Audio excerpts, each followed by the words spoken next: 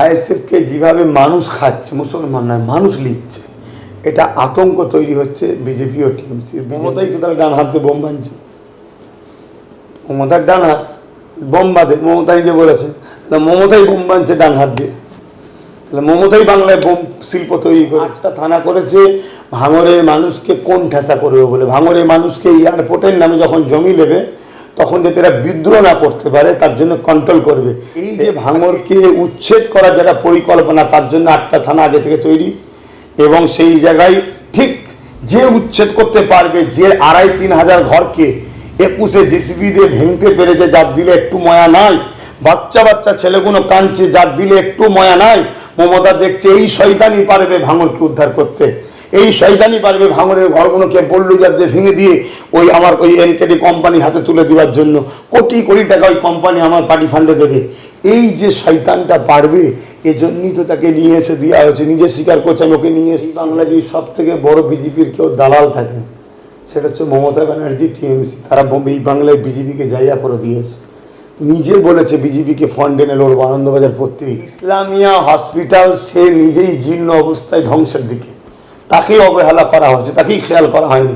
সে আবার টেন্ডার নিচ্ছে, কত বড় ঢপ। 26-এ একটা ভোটটা লিবার জন্য টনিক দেওয়া হলো, টনিকটা দেখুন ইসলামিয়া। আরে মিয়া ভাই, ইসলামিয়া লিখছে, আর চিন্তা নেই। এতদিন ইসলামিয়া লাইনে বলে তোমরা মোল্লা বলে তারা টেন্ডার ফেল করেছে, এবার ইসলামিয়ারা লিখছে, আর ফেল করবে না।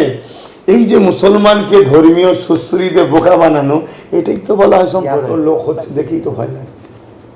বিজেপি না টিএমসিকে সাপোর্ট করবে? দিদি মোদির তো সেটিং। আপনি এবার নির্বাচনে কোন রাজনৈতিক মঞ্চে এখনো পর্যন্ত আপনি আসেননি। গত নির্বাচনে 21-এ পার্টি উদ্বোধন করার পরে ব্যাপকভাবে প্রচারে গেছিলেন, কিন্তু এবারে কোনো রাজনৈতিক ব্যানারের প্রচারে আপনি আসেননি, কি ব্যাপার? অ্যাকচুয়ালি ব্যাপারটা হচ্ছে 21-এ যেতে হয়েছিল, তখন নওশাদ একদম নতুন মুখ এবং তখনই দলটা প্রতিষ্ঠিত হয়েছে, তাই প্রচার একটা জানার মুখ চিনা পরিচয়ের ব্যাপার থাকে। তাই আমি প্রচার করে দলটা প্রতিষ্ঠিত করে নওশাদের হাতে বা আরও যারা তার সাথে আছে সবার হাতে তুলে দিয়েছি। সেই জায়গায় দীর্ঘ 5 বছরে নওশাদ ও তার টিম যেভাবে কাজ করছে, আমাকে যাওয়ার প্রয়োজন বোধ আমি করিনি, যাওয়ার প্রয়োজন নাই, তাই যাইনি। এবং পাশাপাশি আমি অন্য কাজে ব্যস্ত থাকি। ওটা আইএসএফটাকে নওশাদ বা তার টিম দেখছে, এইভাবেই তাদেরকে হাতে দেওয়া আছে, তারা দায়িত্ব করে পালন করছে, এই ব্যাস, এটাই, অন্য কিছু না। কিন্তু শওকত মোল্লা বলছেন যে আপনি রাজনৈতিক মঞ্চে পাচ্ছেন না, গ্রামে গ্রামে জলসা করে মানুষকে ভুলভাবে ভুল পথে পরিচালিত করছেন। তাহলে জলসায় মানুষকে ভুল প্রচার করা হয়? ইসলাম ধর্মের উপরে যে বিজেপি আঘাত দেয়, ইসলামের প্রচার, ইসলামের বাণী নাকি সন্ত্রাসী ছড়ায়, জুলুম ছড়ায়, এই যে বিজেপির যে এজেন্ডা বক্তব্য, সেই বক্তব্যই তো আজকে ওই শয়তান বলছে। তাহলে এরা দুজনে যে এক টাকা রিপিট আমি বলি আজকে, সেটাই প্রমাণ হচ্ছে। দেখুন, ইসলামিক মঞ্চে যে আমি জুলুমের বিরুদ্ধে, অন্যায়ের বিরুদ্ধে বলি, মানবতার পক্ষে, ইনসানিয়াতের পক্ষে বলি, যেটার নাম হলো ইসলাম। ইসলাম দাঁড়িয়ে আছে তা'মুরুনা বিল মা'রুফ ওয়া তানহাউনা আনিল মুনকার, অন্যায়কে মিটাও, ন্যায়কে প্রতিষ্ঠিত করো, এর নাম হলো ইসলাম। অতএব যে কোনো জুলুম যে করুক আর যার ওপরে করুক, যার ওপরে করা হয় তাকে মজলুম বলা হয়, যে জুলুম করে তাকে জালিম বলা হয়। জালিমের বিরুদ্ধে মুসলিমের পক্ষে থাকার নাম ইসলাম। নামাজ, রোজা, হজ, যাকাত এটা ব্যক্তি জীবনের জন্য, ওটা সমাজ জীবনের জন্য। তো জলসা দেওয়া হয় সমাজকেও যেমন পরিবর্তন করা, ব্যক্তি জীবনকেও পরিবর্তন করা। তাই নামাজ রোজার কথা যেমন বলি, সমাজে যেন নেশা না থাকে, ঘুষ না চলে, সুদ না চলে, জুলুম না চলে, খুন না চলে, রেপ না চলে, সেই মেসেজটাও দিই। কিন্তু ওরা তো জালিম, অত্যাচারী, খুনি, দরিন্দা, তখন ওরা মনে হয় আমাদের বিরুদ্ধে বলছে, কেন ওরা তো ওই ক্যাটাগরির, তাই ওরা বলছে হয়তো মানুষের মগজ ধোলাই করছে।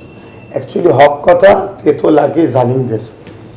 এবারে আইএসএফ 31টি আসনে প্রার্থী দিয়েছে, ব্যাপক প্রচার, যে জায়গায় নওশাদ সিদ্দিকী যাচ্ছে ব্যাপক মানুষের সমাগম হচ্ছে।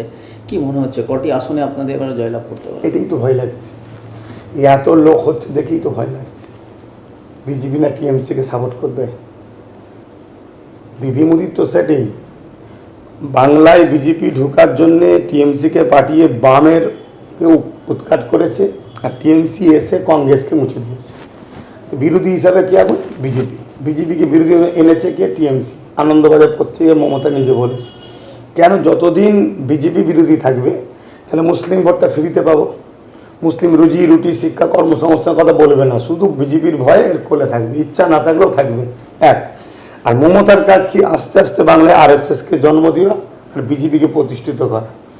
বিজেপি 2021-এ ঢুকতে চেয়েছে, বিশাল ব্রিকেট ডাকার পরে চিন্তা করেছে দুজন মিলে, দেখ তুও ফসকি যাবে আমি ফসকি, আবার বাম বা আরও যারা আইএসএফ টাইপসের কংগ্রেস ছিল একসাথে, এসে গেলে তোরও শেষ আমারও শেষ। 26-এ নতুন করে ভোট কেটে অনেক রকম পলিসি করে আসার চেষ্টা করছে, কিন্তু নওশাদ যেখানে যেখানে যাচ্ছে বা আরও সাথী সব শরিকগুলো আছে, যে ভিড়টা হচ্ছে আমার ভয় হচ্ছে। আবার না মমতা ফোন করে বলে বা সেটিংয়ে না চলে যায় যে দেখো তোমরা যাবে আমিও যাও, বিপদ হয়ে যাবে, অথবা আমাকে জিতিয়ে দাও। তো এই জন্য আমার মনে হয় ছোটো ছোটো করে প্রোগ্রাম করো, বাড়ি বাড়ি যাও, ডোর ডোর যাও, মানুষকে বেশি ভিড় দেখাও না, এটা আমার মনে হয়। কিন্তু আইএসএফের রেজাল্ট অনেক ভালোর দিকে। যদি নির্বাচন কমিশনার মনে করে মানুষ তার সাংবিধানিক অধিকার ভোট দান করবে, তার পছন্দ যাকে থাকে, বিজেপির বিরুদ্ধে ভোট দিতে চাই অধিকার আছে, টিএমসির বিরুদ্ধে ভোট দিতে চাই অধিকার আছে, আইএসএফের পক্ষে ভোট দিতে চাই এটা অধিকার। তো এই অধিকার যদি মানুষকে দিবার ব্যবস্থা নির্বাচন কমিশনার করে দেয়, আমরাও ভাবতে পারছি না আমাদের ভাবার বাইরে গিয়ে সিট পাবো। হয়তো এমন হতে পারে এই যে একটা টিএমসি বিজেপির বাইরে যারা আছে তারা সবাই মিলে হয়তো সরকার করে ফেলতে পারে। একটা কথা নওশাদ সিদ্দিকী বারবার বলে বেরিয়েছেন যে এবার আমরা ডবল ডিজিট নিয়ে আমরা বিধানসভায় যাচ্ছি। এটা আমি সহমত, সেই জায়গায় আছে, আজকের দিন পর্যন্ত সেই জায়গাতে ভালো পরিস্থিতি আছে, ডবল সংখ্যাতেই যাবার মানে 10-এর অধিক সংখ্যা। হ্যাঁ জায়গা হয়ে আছে। একটা বিষয় আমরা দেখলাম যে কিন্তু একটু রুখছি, নির্বাচন কমিশনের উপর নির্ভর করছে। নির্বাচন কমিশন যদি সংবিধানকে মান্যতা দেয় তাহলে, আর পক্ষপাতিত্ব যদি করে ফেলে, কেন আমরা দেখছি কিছু কিছু জায়গাতে একটু পক্ষপাতিত্বর পাওয়া যাচ্ছে, যেখানে বিজেপির চান্স বেশি সেখানটা খুব কড়াকড়ি করছে, আর যেখানটা বিজেপির চান্স নেই সেই জায়গাটায় টিএমসিকে একটু সুযোগ করে দিচ্ছে। এরকম একটা পক্ষপাতিত্ব কিছু কিছু জায়গা থেকে খবর আসছে। মানে আপনি বলছেন যে বিজেপি তৃণমূল সেটিং এ নির্বাচন কমিশন অনেকটা। নির্বাচন কমিশনার সেও তোর মানুষ, একটা সমস্ত তো দেশের প্রাইম মিনিস্টার, ইচ্ছা না থাকলেও তার হুকুমকে একটু তো মান্যতা দিতে হবে। আর নাই বলুন 18 তারিখে মমতা আসবে 1 নম্বর বুলাকে ভাঙরে, আর আমার অনেক আগে থেকে একটা দুয়ার মাহফিল ছিল 2 নম্বরে পোলের হাটের ওখানে, বললো সিএম আসছে, হবে না কেন? তো সিএম আসছে বলে কি আমরা ধর্ম করতে পারবো না? এই যে একটা পক্ষপাতিত্ব করা হলো না, এখন কি সে সিএম এর মর্যাদায় কি আছে? এখন তো সেটা সাধারণ নাগরিক, সেটা ক্যান্ডিডেট। আর আমি আমার একটা বাৎসরিক ধর্মীয় প্রোগ্রাম আছে সেখানে যাচ্ছি 2 নম্বর পার্টে, তো এটা 1 নম্বরে। এই যে জিনিসটা কোনো একটা জায়গায় তো আমার যেন মনে হলো।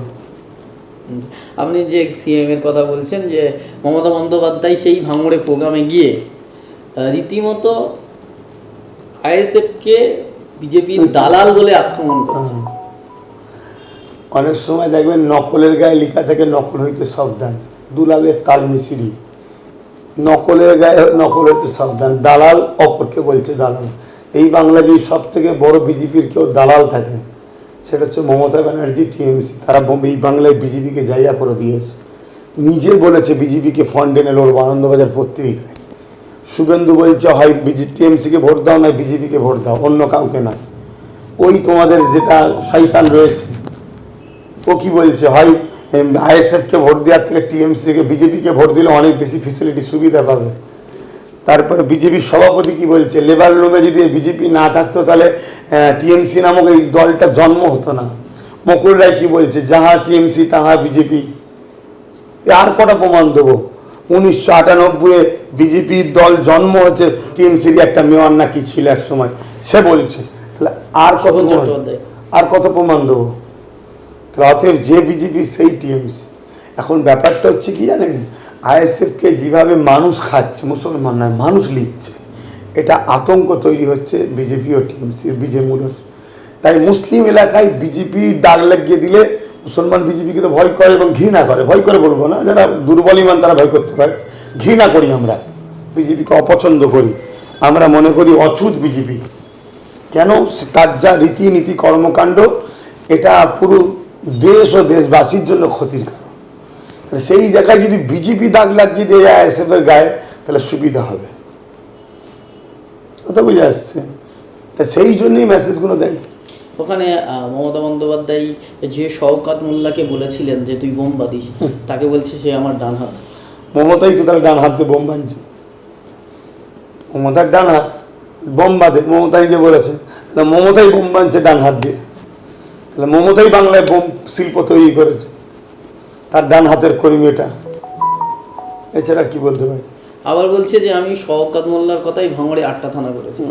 8টা থানা করেছে ভাঙড়ের মানুষকে কোন ঠেসা করবে বলে। ভাঙড়ের মানুষকে এয়ারপোর্টের নামে যখন জমি নেবে, তখন যাতে এরা বিদ্রোহ না করতে পারে তার জন্য কন্ট্রোল করবে।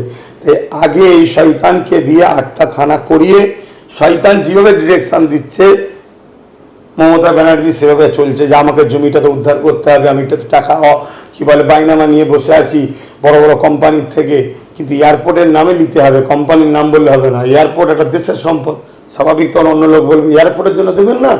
তো সেই জায়গায় তখন তাহলে কী করতে হবে বললো 8টা 10টা থানা করুন, যাতে করে 8টা 10টা থানা ছোট ছোট জায়গাতে পুলিশ ক্যাপার করতে পারবে। এই পরামর্শ দিয়ে করেছে, সেটা ভাঙড়ের মানুষ তার জবাব দেবে যে 8টা থানা করতে পারছে, 8টা থানায় কত খরচ, নলমুড়ি হসপিটাল ধ্বংস হয়ে যাচ্ছে, সুপার স্পেশাল হসপিটাল করে বলেছিল, আর একটা হসপিটালে সেটাও ধ্বংস হয়ে যাচ্ছে, হিমঘর করে বলেছিল করেনি। ভাঙড়ের যে ড্রেনটা রয়েছে পুরো কলকাতার সাহেবদের কি বলে টয়লেট স্টেঞ্জা নোংরা টোংরা সব যাচ্ছে, কেন ওটাকে প্যাকিং করতে পারে না? গাডওয়াল টাইপের করে দিতে পারে তো, বড় সুন্দর করে বিশাল বড় বড় করে ড্রেনেজ করে দেবে, ভেতরতে চলে কোনো গ্যাস ধরুন এ ভাঙড়ে ছড়াবে না, মশা যে ম্যালেরিয়া তৈরি হচ্ছে মশা থাকবে না, এটা করতে পারে না। 8টা থানায় খরচ নেই, আর 8টা থানা করে শুধুমাত্র ভাঙড়বাসীকে মানে জব্দ করবে, এটা হচ্ছে ওই শয়তানের প্ল্যান। মমতা বন্দ্যোপাধ্যায় তো বললেন যে আমি এখানে ভাঙড়ে ইসলামিয়া হসপিটাল বানাবো। ইসলামিয়া নামটা না, ইসলামিয়া হসপিটাল বানায় বলে না, ইসলামিয়া হসপিটাল এটাকে করবে বলে নতুন করে খবর পাঠিয়েছে। এটা 26-এ একটা ভোটটা লিবার জন্য টনিক দেওয়া হলো। টনিকটা দেখুন ইসলামিয়া। আরে মিয়া ভাই, ইসলামিয়া লিখছে, আর চিন্তা নেই। এতদিন ইসলামিয়া লাইনে বলে তোমরা মোল্লা বলে তারা টেন্ডার ফেল করেছে, এবার ইসলামিয়ারা লিখছে, আর ফেল করবে না। এই যে মুসলমানকে ধর্মীয় সুশ্রীতে বোকা বানানো, এটাই তো বলা রাজনীতি। আর আমাদেরকে বলে শুধু, তো সেই চালটা মেরে 26-এর ভোটটা নিতে চাইছে। আপনি যদি পারেন ভোটের মধ্যে সময় হয় যে দেখুন ইসলামিয়া হসপিটাল সে নিজেই জীর্ণ অবস্থায় ধ্বংসের দিকে, তাকেই অবহেলা করা হয়েছে, তাকেই খেয়াল করা হয়নি, সে আবার টেন্ডার নিচ্ছে, কত বড় ঢপ দিচ্ছে।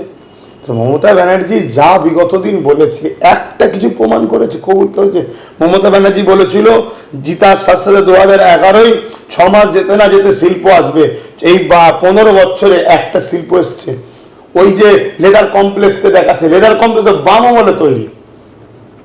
তারপরে বলুন ডবল ডবল চাকরি, ডবল ডবল শিক্ষা। ডবল শিক্ষা কি আমি এখনো মাথায় আমি ঢুকতে পারি না। চাকরি নেই চলে একবার করে দুজনকে না চাকরি দেবে, এটা ডবল ডবল চাকরি। যাক সে তো হয়নি। ফুরফুরাই উন্নয়ন কি বলে রেল হবে, তারপরে 10,000 মাদ্রাসা হবে, আলিয়া মাদ্রাসা ইউনিভার্সিটি, মাদ্রাসা শব্দটা থাকবে। আর কি বলেন বলেন না, একটা কোনো কাজ করেছে? ভাঙড়ের লোক কত প্রতিশ্রুতি দিয়েছিল, আবার নতুন করে দিচ্ছে। হ্যাঁ, কিন্তু আপনি তো বলেছিলেন যে ভাঙড়ে 2021-এ আপনি বলেছিলেন যে হসপিটাল করে দেবো, হেরে গেলেও হসপিটাল করবো, এটা আপনি করতে পারেননি। করতে পারিনি, চাপে করতে পারিনি। আমার ভাই একটা এমএলএ, সরকারি লোক, আমি সরকারি লোক নই। আমার পিছনে যত কোটি লোক থাকুক, আমি সরকারি লোক নই।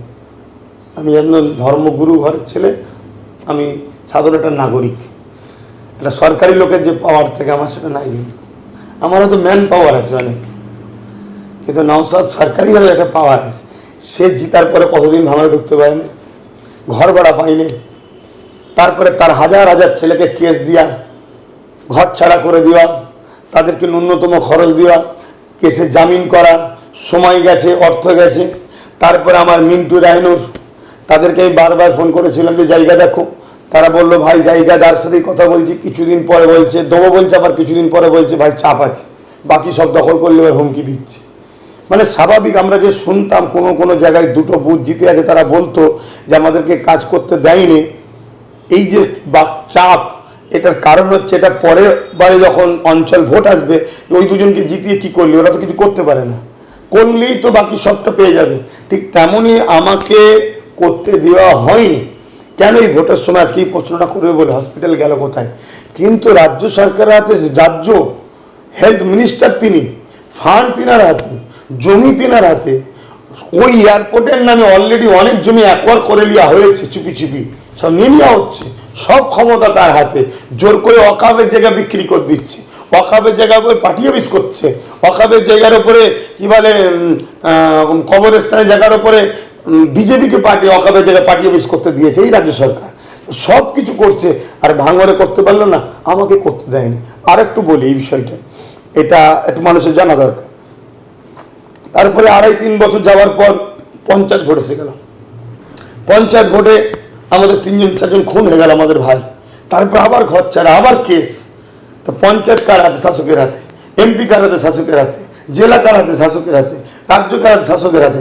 আমরা তো শুধুমাত্র একটা এমএলএ পাই কি 3.5 কোটি টাকা, কম বেশি। সেই 3.5 কোটি টাকা, বাকি এমএলএর কাজ কি? সব জিনিসগুলো রিপোর্টিং করবে। এই হসপিটালে রিপোর্টিং করা, হিমঘরে রিপোর্টিং করা, সব রিপোর্টিং করেছে। কিন্তু যদি না করে আর করতে যদি না দেয়, তাহলে আমরা কি করব? আজকে বলুন, আমার ক্যানিংয়ে জলসায় পর্যন্ত ঢুকতে দেয়নি শয়তান। তাহলে বলুন, আমি একটা ধর্মসভা করতে যেতে দেয়নি, সেখানকার লোকেরা কেউ আনতে ধরে ঘর ভেঙে দিচ্ছে, চমকাচ্ছে। তাহলে আজকে আমি এখানে জায়গা কিনতে চাইছি, আমাকে জায়গা কিনতে দিচ্ছে না, তাদেরকে হুমকি দিচ্ছে, চমকাচ্ছে। তারপরে কি হয়েছে? SIR, CA, কত আন্দোলন, অকাবলি আন্দোলন। তারপরে কি বলে, এই করতে করতে লোকসভা ভোট চলে এলো। আমি যে পয়সাটা কেসের পিছনে খরচ করেছি, যে পয়সাটা মানুষকে জামিন করার পিছনে খরচ করেছি, আর আনুষঙ্গিক যা সহযোগিতা করেছি, একটা ভালো হসপিটাল তৈরি হতো। করার মন মানসিকতা নেই, কে বলেছে, কিন্তু করতে না দিলে করবো। তারপরও ভাঙড়ের মানুষের কাছে গিয়ে টেলে আলোচনা করেছি, ভাঙড়ের মানুষ এটাকে আমাকে ক্ষমার নজরেই দেখেছে। একটা বিষয়, আপনি যখন বলছেন জমি পাচ্ছি না বা কাজ করতে দিচ্ছে না, তখন শওকত মোল্লা মমতা বন্দ্যোপাধ্যায়ের সভা মঞ্চে বক্তব্য রাখতে গিয়ে বললেন যে আমি জিতে যাওয়ার পরে ভাঙড়টাকে NKD এর হাতে তুলে দেবো। এটা নিয়ে কি বলবেন? আমি তো 3-4 বছর ধরে বলছি, 2-3-2.5 বছর ধরে বলছি, ভাঙড়কে এয়ারপোর্টের হাতে তুলে দেওয়া হবে, এয়ারপোর্টের নামে কোম্পানির হাতে তুলে দেওয়া হবে। যেমন নিউ টাউনকে হিডকোর হাতে তুলে দিয়েছে, ওখানে মুসলমানদের বা ওই এলাকার মানুষের আর কোনো অস্তিত্ব আছে? তা ভাঙড়ের মুসলিম হিন্দু কারো অস্তিত্ব থাকবে না। নেবে এয়ারপোর্টের নামে হক কথা ফক করে বেরিয়ে পড়েছে, NKD কোম্পানির হাতে তুলে দেবে। সেই কোম্পানি ওখানে বড় বড় ফ্ল্যাট বাড়ি তৈরি করবে, শপিং মল করবে, সিনেমা হল করবে, বড় বড় বিজনেসের জায়গা তৈরি করবে, সেখানে মানুষকে টাকতে দেবে না। এই যে ভাঙড়কে উচ্ছেদ করার যেটা পরিকল্পনা, তার জন্য 8টা থানা আগে থেকে তৈরি, এবং সেই জায়গায় ঠিক যে উচ্ছেদ করতে পারবে, যে 2,500-3 হাজার ঘরকে 21-এ JCB দিয়ে ভেঙতে পেরেছে, যার দিলে একটু ময়া নাই, বাচ্চা বাচ্চা ছেলেগুলো কাঁদছে, যার দিলে একটু ময়া নাই, মমতা দেখছে এই শয়তানই পারবে ভাঙড়কে উদ্ধার করতে, এই শয়তানই পারবে ভাঙড়ের ঘরগুলোকে বল্লুজার দিয়ে ভেঙে দিয়ে ওই NKD কোম্পানির হাতে তুলে দেওয়ার জন্য। কোটি কোটি টাকা ওই কোম্পানি আমার পার্টি ফান্ডে দেবে। এই যে শয়তানটা পারবে, এজন্যই তো তাকে নিয়ে এসে দেওয়া হয়েছে। নিজে স্বীকার করছে, আমি ওকে নিয়ে এসেছি এখানে, কেন পারবে। কিন্তু স্বপ্ন ভুল হয়ে যাবে মমতা ব্যানার্জির। কেন? ওটা ভাঙড়, ওরা ইতিহাস তৈরি করে। ওখানে সুলতান আসগার আলী হুজুর শুয়ে আছে, সুলতান, সেই সুলতানের প্রতিবেশীরা ভাঙড়। অতএব এখানে এমন একজন নেতৃত্ব দিচ্ছে, সে আবার আর এক সুলতানের ঘরের ছেলে, হজরতে শেখ আবু বকর সিদ্দিক ফুরফুরাবি দাদা হুজুরের আওলাদ। অতএব যে স্বপ্ন দেখছে ওটা হবে না, আমরা করতে দেব না। ভাঙড় মানুষকে আমরা বাঁচাবো, জীবন প্রাণ দিয়ে হলেও বাঁচাবো।